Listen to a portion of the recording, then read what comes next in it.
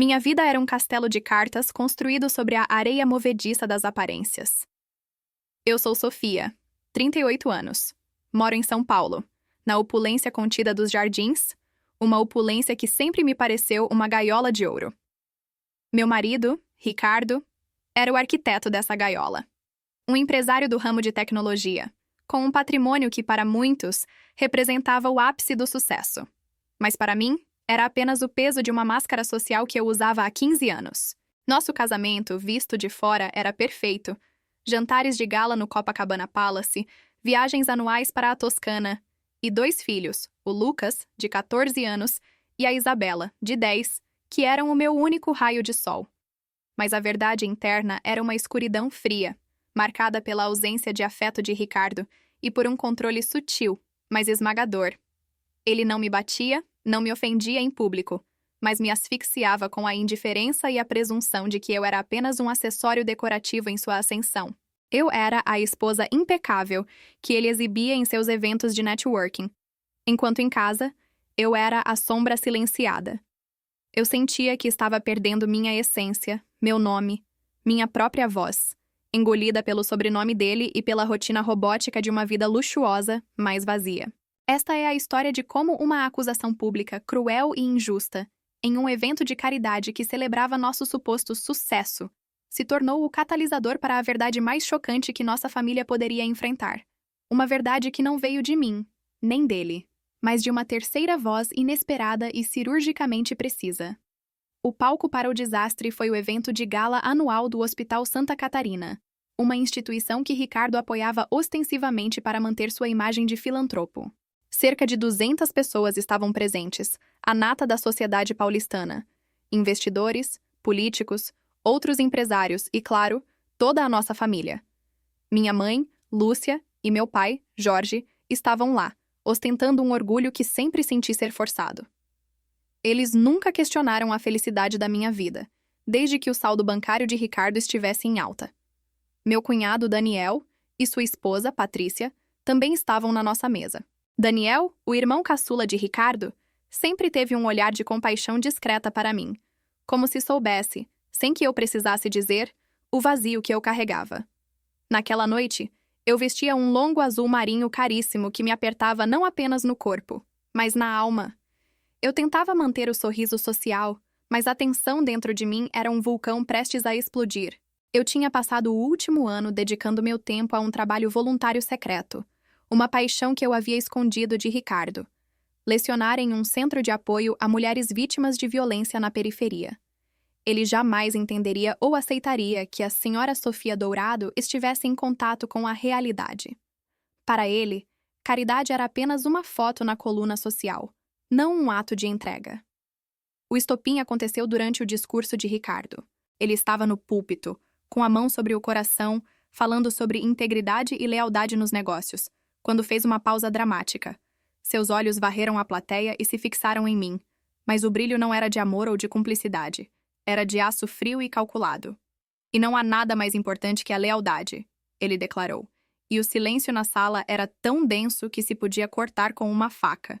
Infelizmente, nem todos nesta sala entendem o que essa palavra significa. Alguns de nós honram nossos votos, enquanto outros... Bem, outros usam a confiança como um tapete para pisar. Ele voltou a olhar para mim, com um sorriso de escárnio que só eu pude decifrar. O corpo do meu cunhado Daniel enrijeceu ao meu lado. Senti a sala girar. Meu coração começou a martelar no peito como um tambor tribal. Ele não estava falando de negócios. Ele estava me humilhando em público, com uma insinuação covarde e generalizada, mas direcionada. Ele havia descoberto meus encontros com o professor Marcelo, o coordenador do centro de apoio, com quem eu discutia planos de aula e angariava doações. Ricardo havia deturpado a situação em sua mente controladora. Eu levantei a mão para cobrir a boca, sentindo um calor subir ao meu rosto, as lágrimas presas na garganta. Era a traição mais íntima, a traição da confiança e da dignidade, exposta para todos verem. No entanto, o pior estava por vir, e eu estava prestes a cair. Se você já sentiu a dor de ser julgado injustamente por quem você ama, aperte o botão de curtir e compartilhe este vídeo. Assim, podemos mostrar a mais pessoas que o poder de uma história verdadeira pode ser mais forte do que qualquer mentira. A plateia estava em choque silencioso. Os sussurros começaram a se espalhar como fogo rasteiro. Minha mãe segurava a mão de meu pai com tanta força que os nós dos dedos estavam brancos. Ricardo desceu do púlpito e veio diretamente para a nossa mesa. Ele não gritou, o que tornava tudo infinitamente pior. Ele sussurrou com uma voz fria e venenosa, mais alta o suficiente para que todos na mesa ouvissem. Onde você estava na terça à noite, Sofia? Onde está o seu homem de caridade agora? Ele atirou um envelope pardo sobre a mesa de mármore, e as fotos dentro escorregaram, revelando imagens minhas com o professor Marcelo em frente ao centro comunitário, sorrindo, apertando as mãos em despedida. A prova forjada de sua paranoia. Daniel se levantou abruptamente, defendendo. Ricardo, pare com isso. Não faça um escândalo. Você não tem provas. Mas Ricardo o interrompeu, rindo com escárnio. Não tenho provas? Olhe para a cara dela, Daniel. Onde está a sua lealdade, irmão? Você está defendendo a honra de sua esposa ou de uma... Antes que ele pudesse completar a frase com o insulto final, uma figura alta, de cabelos grisalhos e terno impecável, se materializou ao lado de nossa mesa. Era o doutor Elias Sampaio, o médico de família, um cardiologista respeitado, presente no evento e amigo pessoal do meu sogro, já falecido. Ele não era apenas um médico, era uma espécie de patriarca moral para a elite de São Paulo. Seus olhos, normalmente gentis e cansados, estavam agora fixos em Ricardo com uma autoridade que nunca vi. O doutor Elias nem mesmo olhou para as fotos. Ele ignorou o envelope, ignorou Daniel, ignorou a mim. Seu foco era 100% em Ricardo. Ele estendeu a mão lentamente, pousando-a no ombro de Ricardo. Não era um toque de conforto, mas de contenção. A sala estava em silêncio absoluto. Todos prenderam a respiração, esperando o sermão, a repreensão por estragar o evento. Mas o que ele disse não foi um sermão. Ricardo, o doutor Elias disse, sua voz calma, mas carregada de peso, como chumbo. Aconselho veementemente que pare de falar agora. Você não está em posição de questionar a lealdade de ninguém. O tom não era de pergunta, era de diagnóstico. Ricardo, acostumado a impor silêncio, ficou paralisado. Ele tentou se desvencilhar do toque. Doutor Elias, o senhor não entende? O médico apertou o aperto no ombro dele, forçando-o a olhar em seus olhos. Eu entendo perfeitamente, meu caro. Eu entendo sua síndrome de despersonalização por estresse crônico. A menção de um termo médico no meio de um gala de caridade causou um segundo tremor de silêncio na sala. Era um linguajar técnico, mas o subtexto era devastador. Eu venho observando seus sintomas nos últimos 6 meses. A paranoia, o aumento da pressão arterial, as crises de raiva descontrolada, a necessidade de controle absoluto, a desconfiança irracional da sua esposa. São todos sinais clássicos. Você está mentalmente esgotado, Ricardo. Seu corpo e sua mente estão entrando em colapso. Esta crise de ciúmes, esta humilhação pública, não é a prova da traição de Sofia. É a prova do seu desequilíbrio terminal. Você precisa de ajuda, imediatamente. Não de um advogado de divórcio, mas de um psiquiatra. A voz do médico cortou a tensão. O pânico de Ricardo se transformou em terror. Ele não era mais um empresário poderoso, mas um homem doente, exposto. As palavras do Dr. Elias foram um choque elétrico. Ricardo soltou o ar, seu rosto pálido. A máscara de controle finalmente rachou. Ele cambaleou. Não era sobre traição conjugal. Era sobre doença mental, sobre a pressão insustentável de ser o dourado, o homem de sucesso, o pilar inabalável. O Dr. Elias, com a sutileza de um cirurgião, transformou uma cena de vergonha pública em um pedido de socorro. Em um ato de compaixão e autoridade, ele acenou para 2 seguranças discretos do hospital que se aproximaram. Levem o Sr. Dourado para uma sala reservada, longe das câmeras. Ele está passando por uma emergência médica. Sofia, venha comigo. E assim, o Dr. Elias, sem me dar tempo de reagir, me tirou da mesa, me conduzindo para fora do salão lotado com uma naturalidade que desarmou qualquer um que quisesse fofocar. Em menos de 5 minutos, o escândalo da traição foi reclassificado como uma crise de saúde, preservando o nome da família, mas expondo a verdade brutal que eu havia ignorado por anos. A doença de Ricardo era mais profunda do que a nossa crise conjugal. Eu estava em choque, mas aliviada. O peso da acusação sumiu, substituído pela urgência fria da realidade médica.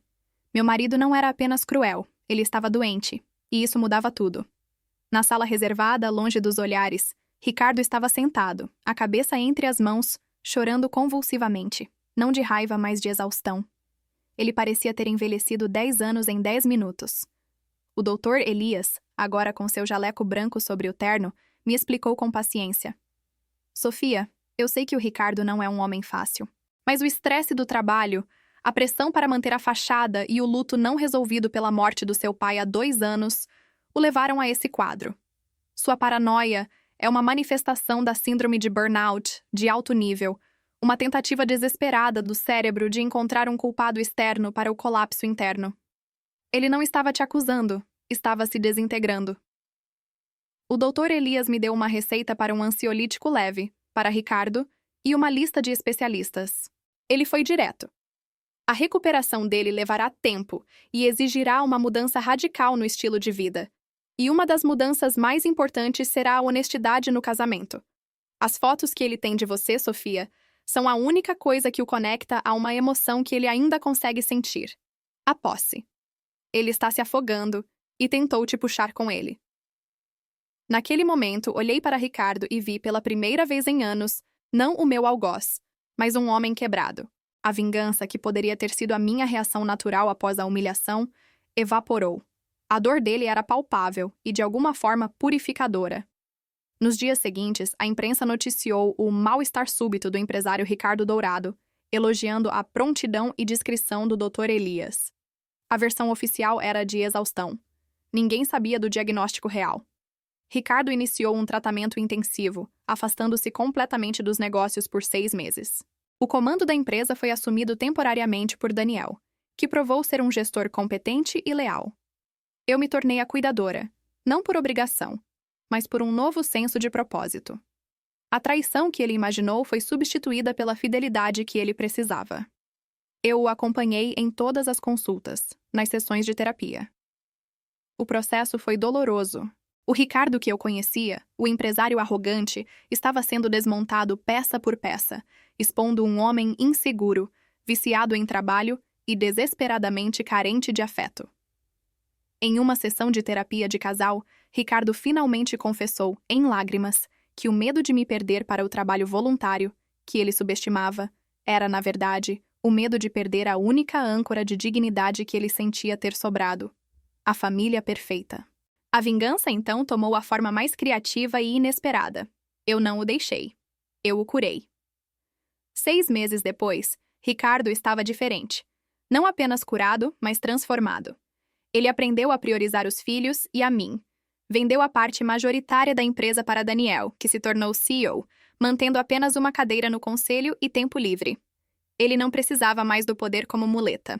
Ele se mudou comigo e com as crianças para uma casa menor, mais aconchegante, em um bairro mais tranquilo de Campinas, no interior de São Paulo, onde pudemos recomeçar longe do turbilhão social.